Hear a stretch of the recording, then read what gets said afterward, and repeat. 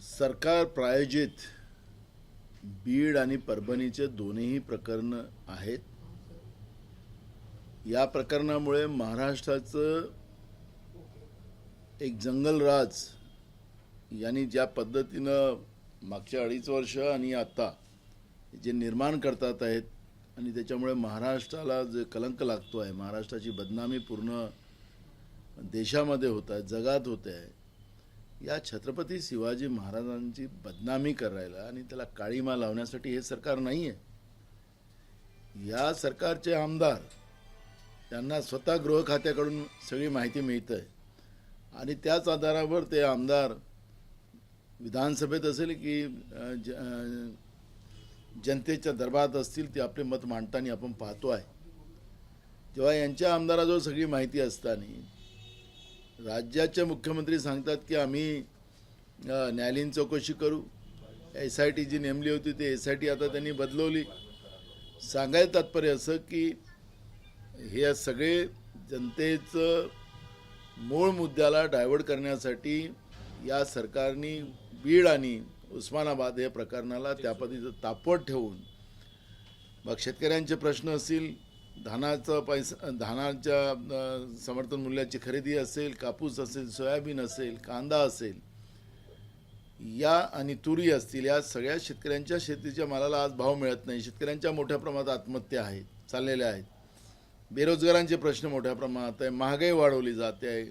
अदानीला संपूर्ण महाराष्ट्र लुटून दिला जातो आहे आणि सगळं बीड आणि उस्मानाबादच्या प्रकरणावर केंद्रित करून तिथल्या लोकांचे मोठ्या प्रमाणात आपण पाहिलं असेल की धनंजय देशमुख यांनी काल पाण्याच्या टाकीवर चढून आत्महत्या करण्याचा प्रयत्न केलेला होता. किती देशमुखांच्या परिवारातले जीव या सरकारला पाहिजे आणि तेव्हा हे बीडमधले आरोपी त्यांच्यावर कारवाई सरकार करेल हाही प्रश्न या ठिकाणी निर्माण झालेले आहेत. आणि म्हणून सरकारने महाराष्ट्राची बदनामी करणं आता थांबवलं पाहिजे. या आरोपींना तातडीनं त्यांच्यावर कारवाई केली पाहिजे बीड आणि परभणीच्या, आणि महाराष्ट्रामध्ये ही अशी दिशाभूल करण्याचं काम सरकारने थांबवावं ही भूमिका आमची आहे. काही लोकांवर आधी मोका लावण्यात आलेला होता, मात्र वाल्मिक कराडवर मोका लावण्यासाठी वेळ केला. आज त्यांच्यावर मोका लावण्यात आला. मी तुम्हाला तेच सांगत आहे की सरकारला सगळ्या घटनेची माहिती आहे. सोनवाने नावाच्या जे महिला होती तिने जे काही मंत्री जे आता सध्या आहेत त्यांच्याशी आणि ज्यांनी हे पाप केलं संतोष देशमुखला मारण्याचं त्यांच्याशी जी बोलणं झालेलं होतं तेही सुद्धा माहिती सरकारच्या जवळ आहे, गृह खात्याकडे आहे. त्याच्यात कोण कोण सामील आहेत, नुसतं वाल्मिक कराडपुरतंच नाही आहे ही कथा, त्याच्या पुढे गेलेली आहे. सरकारमध्ये 65% मंत्री जे आहेत ते सगळे दागी आहेत, त्यांच्यावर भयानक आरोप आहेत. म्हणजे सांगायला तात्पर्य असं आहे की आता हे सरकारच गुन्ह्यांचं सरकार आहे काय असाही प्रश्न आता निर्माण झालेला आहे. म्हणजे काँग्रेसवर जेव्हा आरोप करत असताना काँग्रेसनी जेव्हा जेव्हा आरोप आमच्या मंत्र्यावर, मुख्यमंत्र्यावर झाले त्यांनी तातडीनं राजीनामे द्यायला लावले. पण हे बेश्रमासारखं सरकार, यांना लोकांची तर काहीच नाही पण मनाची सुद्धा लाज नाही, असं या सरकारच्या मंत्रिमंडळामध्ये लोक बसलेले आहेत. आणि त्याच्यामुळे जनतेने आता कोणाला आवाज मारावं, काय अपेक्षा लोकांच्या आहेत ते कळायला सरकारला कळत नाही. आणि त्याच्यामुळे महाराष्ट्र एक जंगलराज निर्माण करण्याचं काम या सरकारने जे केलेलं आहे त्याचे परिणाम या सरकारमध्ये असलेल्या सगळ्या घटकांना ते परिणाम पुढच्या काळात भोगावं लागतात. नानाभाऊ, स्थानिक स्वराज्य संस्थांच्या निवडणुका आता पुढे येणार आहेत. महाविकास आघाडीमध्ये कुठेतरी फूट पडताना दिसते. शिवसेना म्हणते की आम्ही सोबळावर लढणार, काही काँग्रेसचे नेते सुद्धा म्हणतात. काय भूमिका आहे? मला एक कळत नाही, कोण काही बोललं तर महाविकास आघाडीमध्ये फूट अशा पद्धतीच्या बातम्या आपल्याकडे येतात. मग या सरकारमध्ये काय चाललेलं आहे? अजित पवाराचा एक मंत्री त्याच्यामध्ये अडलेला आहे असं भाजपचा आमदार सांगतोय. जो राष्ट्रवादीचा एक आमदार सांगतो की भाजपची एक मंत्री त्याच्यामध्ये समाविष्ट आहे.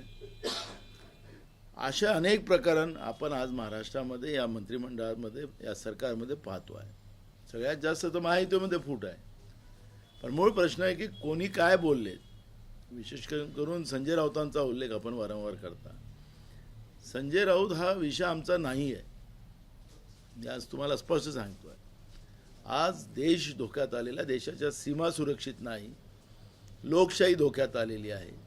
आपल्या लक्षात असेल की महाराष्ट्रामध्ये झालेल्या विधानसभेच्या निवडणुकीची माहिती आम्ही निवडणूक आयोगाकडून मागितली. जे रात्री झालेलं मतदान, कुठल्या बूथवर कुठं किती मतदान झालं, रात्री ज्या 11:30 वाजता आपण माहिती दिली, दुसऱ्या दिवशी 3 वाजता जी माहिती दिली, त्या माहिती आम्हाला द्यावी, फुटेजेस द्यावे. निवडणूक आयोगाने मुद्दामून त्याला उशीर केला. लोकसभेमध्ये गोंधळामध्ये कायदा पारित करून घेतला नरेंद्र मोदीच्या सरकारने. आणि आम्हाला आता त्या बूथवर जे काही मतदान झालेलं आहे, कुठल्या बूथवर झालेलं आहे, 76 लाख मतदान हे कुठं झालेलं आहे, याची माहिती आता देता येत नाही, असं आम्हाला निवडणूक आयोग सांगतो आहे. हे सांगायचं तात्पर्य झालेल्या महाराष्ट्राच्या विधानसभेमध्ये दानमे आला नाही, डाळच काळी आहे. निवडणूक आयोग भाजपच्या सोबत आहे आणि भाजपला सत्तेत आणण्यासाठी निवडणूक आयोगानेच मदत केलेली आहे. अशा पद्धतीचं चित्र आज आहे महाराष्ट्रामध्ये. या सरकारच्या बद्दल लोकांमध्ये तीळ मात्र सुद्धा हे सरकार आमच्या मताचं नाही, अशा पद्धतीचं मत लोकांचं आहे आणि शंकाच शंका आहे.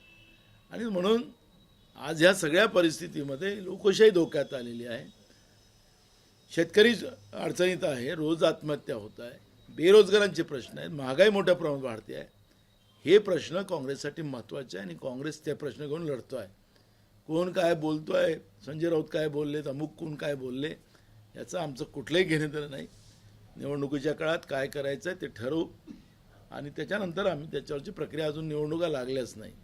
निवडणुका लागतील की नाही लागतील तेही पण एक शंका आमच्या मनात आहे. गेले 3 वर्ष महाराष्ट्रामध्ये या सरकारने निवडणुका होऊ दिल्या नाहीत. त्यामुळे आमच्या मनात शंका आहे, जेव्हा निवडणुका लागल्यानंतर त्यावेळेस काय करायचं ते आम्ही त्यावेळेस ठरवू. आज मला त्याच्यावरची कुठली प्रतिक्रिया द्यायची नाही. कराडला सीबीआय कोठडी न मिळता त्याला न्यायालयीन कोठडीत पाठवण्यात आलं, त्यामुळे कुठेतरी तपासातून मी तुम्हाला सांगत आहे, सरकार प्रायोजित आहे. बीडचं प्रकरण, परभणीचं प्रकरण हे सरकार प्रायोजित आहे. आरोपीला कसं सुरक्षित करता येईल, मंत्रिमंडळात बसलेल्या आरोपींना सुरक्षित कसं करता येईल, हा प्रयत्न हे सरकार करते आहे. हे आरोप्यांना वाचवणारं सरकार आहे, गुन्हेगारांना वाचवणारं सरकार आहे. आणि म्हणून तुम्ही ज्या वाल्मिक कराडचं बद्दलची भूमिका मांडताय ते कसा बाहेर निघणार, काय होणार, कारण की जे काही सूत्र आहेत या सगळ्यांची त्याचे वाल्मिक कराडशी जुळलेलं आहे, सरकारच्या मंत्रिमंडळात बसलेल्या लोकांशी जुळलेलं आहे. आणि म्हणून त्यांना वाचवण्यासाठी या सरकारने पूर्ण प्रयत्न सुरू केलेले आहेत. आणि खऱ्या अर्थानं संतोष देशमुखच्या प्रकरणामध्ये हे सरकार न्याय देईल हे आता कोणालाच वाटत नाही. आपण पाहिलं असेल की परभणीच्या प्रकरणामध्ये पोलिसांनी केलेली कोमिंग ऑपरेशन, त्याच्यामध्ये एका तरुण मुलाचा मृत्यू झाला, लॉचा विद्यार्थी होता. आणि मुख्यमंत्र्यांनी विधानसभेत सांगितलं की तो मारामुळे नाही मृत्यू झाला, त्याला दम्याचा आजार होता, त्याचा मृत्यू झाला, अशी खोटी माहिती विधानसभेला देण्याचं काम त्यांनी केलं. आणि आम्ही म्हणून त्यांच्यावर हक्कभंग प्रिव्हिलेज आम्ही मुख्यमंत्र्यांवर आणण्याचा आम्ही निर्णय केलेला आहे. म्हणून मी तुम्हाला सांगतो की सरकार हे गुन्हेगारांना पाठीशी घालणारं सरकार आज महाराष्ट्रात आहे आणि 65% दागी मंत्री या सरकारमध्ये आहेत. आपण मंत्रिमंडळात असलेला गुन्हेगाराला वाचवण्यासाठी म्हणतात, आपला आरोप थेट धनंजय मुंडेवर. मी कोणाचं नाव घेतलं नाही ना, ते सरकारने चौकशीमध्ये काढलं पाहिजे. आमचं काय म्हणणं आहे, ते सरकारमध्ये बसलेले आहेत मंत्री, त्यांच्यावर सुई जाते आहे वारंवार, तिथल्या लोकांची सुई जाते आहे. आणि म्हणून सरकार आरोप असताना सुद्धा आम्ही विलासराव देशमुख साहेबांनी त्यांच्यावर आरोप झाले आणि तातडीने त्यांना मुख्यमंत्री पदाचं अलीकडच्या काळामध्ये झालेलं, अशा अनेक मंत्र्यांचं आणि मुख्यमंत्र्यांचं उदाहरण मला देता येईल. पण मी तुम्हाला सांगत आहे की यांना ना जनाची ना मनाची लाज आहे, असंही मंत्रिमंडळ आज राज्यामध्ये आहे. तिकडे भास्कर जाधव म्हणतात की शिवसेनेची काँग्रेस झाली, त्या बैठकीत अशा पद्धतीने त्यांनी वक्तव्य केल्याची चर्चा आहे. काय नेमकं त्यांना आरोप करायचा? मी तुम्हाला सांगितलं की मला या चुटपुट्या अशा वक्तव्याच्या बद्दलचं कुठलंही वक्तव्य करायचं नाही, कारण मला देश महत्त्वाचा आहे, काँग्रेससाठी देश महत्त्वाचा आहे, लोकशाही महत्त्वाची आहे, शेतकरी महत्त्वाचा आहे, तरुण बेरोजगार महत्त्वाचा आहे, महागाई ज्या पद्धतीने वाढते आहे, डॉलर रोज मरतो आहे, 87 रुपयावर आज डॉलर गेला, हे सगळे प्रश्न आहेत. आज देशामध्ये सगळीकडे महागाईचा भडका उठलेला आहे. जनतेचे प्रश्न काँग्रेससाठी महत्त्वाचे आहे, म्हणून या अशा एबीपी माझा, उघडा डोळे बघा नीट.